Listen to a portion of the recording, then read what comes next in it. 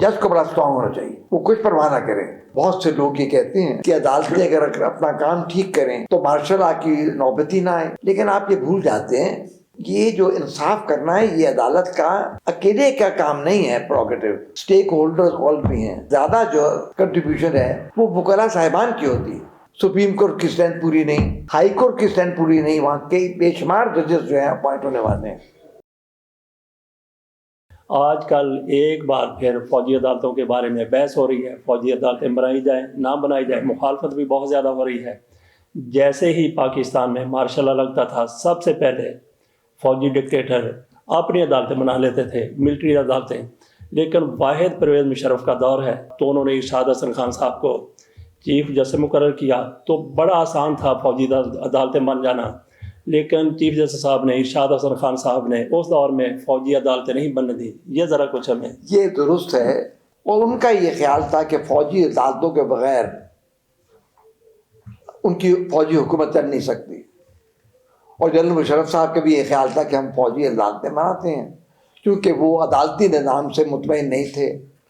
اور جیسے کہ ہر حکومت کی یہ شکایت ہوتی ہے کہ supreme court high court stay دے دیتے ہیں ہر چیز کے، تو میں نے ان سے عرض کیا کہ جناب اسٹے تو دیتے ہیں، لیکن آپ نے کبھی وہ فیصلے دیکھے جو حکومت پاس کرتی ہے؟ اگر حکومت قانون اور آئین کے مطابق فیصلہ نہیں کرے گی تو پھر ہائی کورٹ تو مجبور ہے، سپریم کورٹ مجبور ہے کہ اسٹے آرڈر دینے کے لیے۔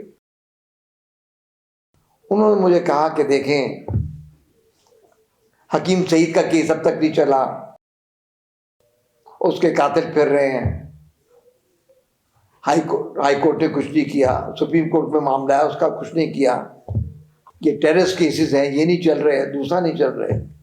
میں اس سے پہلے ہی حکم کر چکا تھا اتفاق سے کہ حکیم سعید کا کیس میرے پاس لگائیں، اور میں نے حکم دے دیا تھا کہ صبح یہ لگنا چاہیے، لیکن میں نے انہیں بتایا نہیں، تو وہ کہنے کے کہ یہ آپ کو یہ عدالتیں بہت کر رہی ہیں اور کیسز ہمارے نہیں لگ رہے۔ میں نے کہا جنرل صاحب مجھے افسوس ہے کہ آپ اس سے وہ باتیں کر رہے ہیں جو صدر مملکت یا چیف ایگزیکٹو کے شایان شان نہیں ہیں۔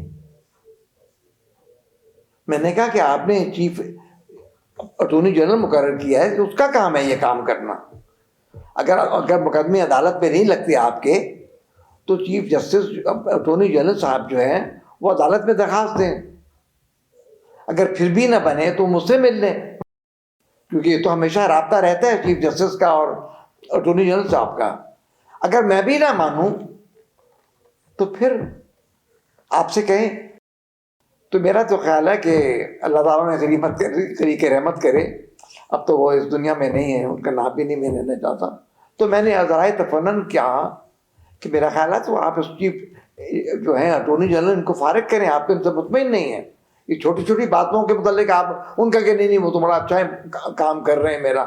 تو میں نے کہا کام تو کر رہے ہیں لیکن اصل کام جو ہے وہ تو نہیں کر رہے جو آپ کہہ رہے ہیں، اور آپ مجھ سے پوچھنے کی تاریخ نہیں لگی۔ ان کا نہیں وہ آپ صحیح کہہ رہے ہیں، آپ صحیح کہہ رہے ہیں۔ خیر دوسرے روز وہ میری کو 10-11 بجے تک ان کی ملاقات ہوتی رہی۔ صبح جب انہوں نے اٹھا تو اخبار دیکھی تو حکیم سعید کا کیس بھی لگا ہوا تھا، ٹیررسٹ کیسز بھی لگے ہوئے تھے، باقی معاملات بھی لگے ہوئے تھے، اور نہ ہی اور جب میرے پاس لگا تو اس میں نے اس کو نان بیلیبل وارنٹ ایشو کیا، میں خود اس بینچ پہ تھا۔ تو انہوں نے معین الدین کو بلایا اور ان سے یہ کہا کہ بھی میں نے تو ایسا بندہ نہیں دیکھا، اللہ میں اپنی تعریف نہیں کرتا، اللہ تعالیٰ اس سے معافی مائے شیخی خورے سے۔ اس نے کہا ارشاد سے میں 2 گھنٹے بات کرتا رہا، اس نے اپنی کارکردگی کی بتائی کوئی نہیں۔ میں کہتا حکیم سعید کا کیس نہیں لگا، وہ لگا ہوا تھا۔ میں کہ ٹیررسٹ کیس میں مقدمے نہیں چل رہے، وہ مقدمے لگے ہوئے تھے۔ تو جو میں نے باتیں کی وہ لگے ہوئے تھے، اور اتفاق سے کل کے لیے اس کی پیشی تھی۔ تو نہیں ٹھیک ہے، جو وہ کہیں گے مارشل کو ملٹری کورٹس نہیں لگیں گے، تو اس طرح یہ ملٹری کورٹس نہیں لگے ان زمانے میں۔ بس یہی ہے کہ اگر عدالتیں اپنا کام کریں تو پھر ایسی کورٹس کی ضرورت نہیں ہے۔ آپ دیکھیں بات یہ ہے کہ عدالتیں تو اپنا کام کر رہی ہیں، لیکن اس پہ یہ ہوتا ہے کہ جب مارشل لا لگتے ہیں تو بہت دن ہیئرنگز ہوتی رہتی کیسز کی، تو اصل مقدمات جو ہیں آئینی مقدمات ہیں یا فوجی ہیں یا دیوانی ہیں وہ رک جاتے ہیں، اور سینکڑوں کی تعداد میں وہ رک جاتے ہیں، فل بینچز بن جاتے ہیں، دوسرے بینچز بن جاتے ہیں۔ اور دوسرا یہ کہ اسٹرینتھ پوری نہیں ہوتی، اور تیسرا یہ ہے کہ سپریم کورٹ نے بھی اور اپنے لا کمیشن نے بے شمار رپورٹیں چھاپی ہیں کہ یہ خامیاں ہیں ہمارے نظام میں، آپ اس کو درست کریں، ہماری ریکمنڈیشنز پہ عمل کریں۔ ان ریکمنڈیشنز پہ پوری طرح عمل نہیں ہوا۔ مجھے یاد ہے کہ جب میں چیف جسٹس بنا تو میرے پاس ایک نام نے ان کا نہیں تھا، وہ استاد تھے، بہت بڑے ماہر تھے، بہت مشہور تھے عدالتی نظام کے متعلق، اس میں یہ بہت خامیاں ہیں، لوگوں کو ریلیف نہیں ملتی، اس کی آرڈر بھی کئی سال دبا رہتا ہے، یہ ہوا وہ ہے۔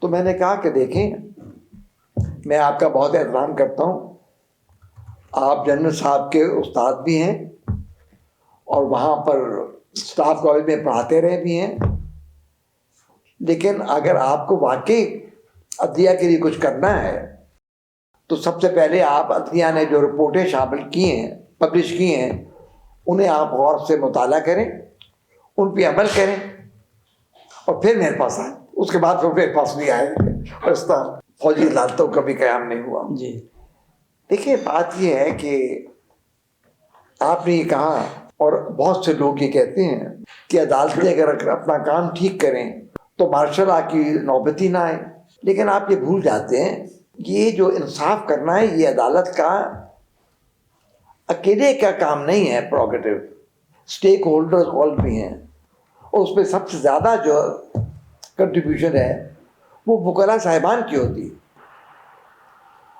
میں بھی بنیادی طور پہ وکیل ہوں، اور وکیلوں کے بغیر تو عدالت نہیں چل سکتی جب تک کتابت نہ کریں، اور قائد اعظم بھی وکیل تھے، اور میں پیشے کا بہت احترام کرتا ہوں، لیکن سارے پیشے جو ہیں وہ تنزلی کی طرف چلے گئے، لوگوں کو وہ آج چیز نہیں مل رہی جس کے وہ خواہش مند تھے۔ اس کی وجہ ایک یہ ہے، سب سے ایک تو پوری اسٹرینتھ نہیں رہی۔ دیکھیں نا، بات یہ ہے، ایک معمولی سی چیز آپ کو سمجھاتا ہوں میں۔ ایک بس ہے، بس کی سیٹنگ کیپیسٹی ہے 300، مسافر ہیں 1000، وہ 300 کے لے کے گئی، تب تک وہ اور پہل کرتے رہے۔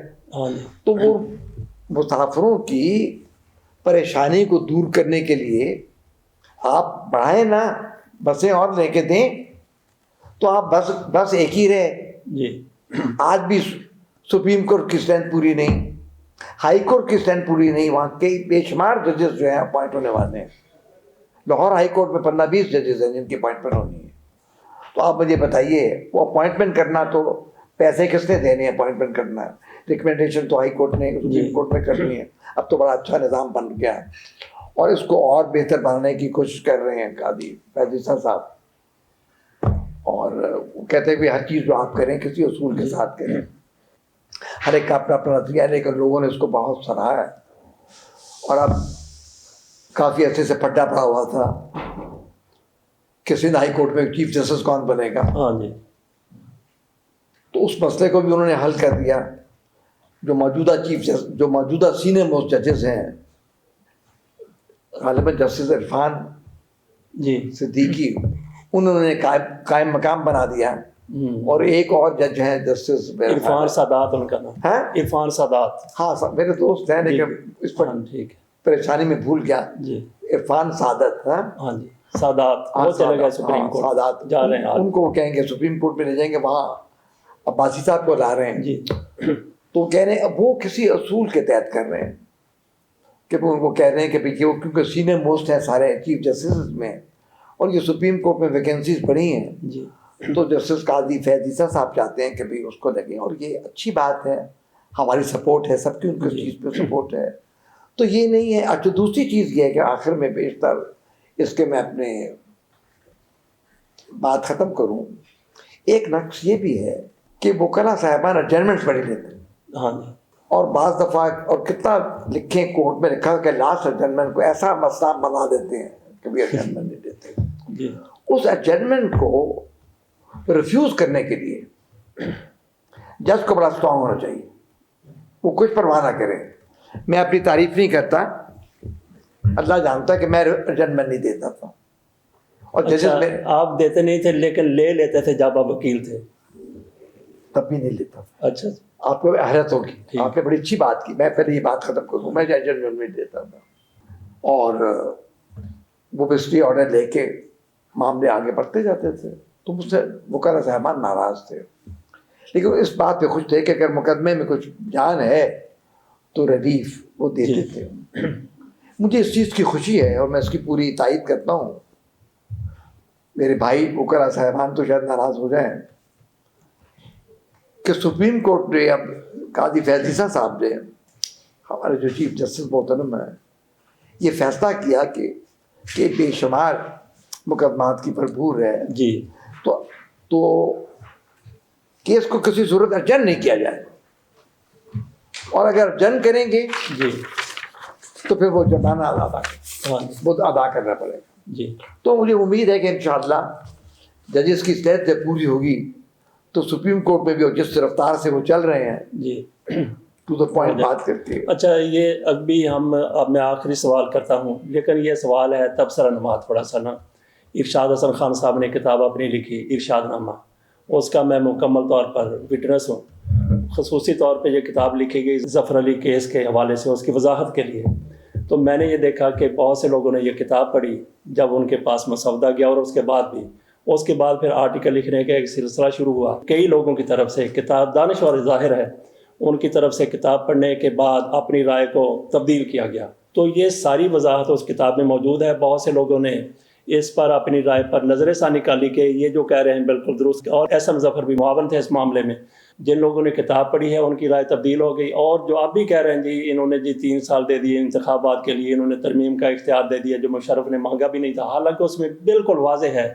आप क्या कहते हैं इस पर? देखिए, जो कुछ जितना भी क्रिटिसाइज है, कोई भी क्रिटिसाइज करे, बड़े से बड़ी हस्ती जो है बेशक अदारे करें, वो सब अफसाना है, हकीकत नहीं।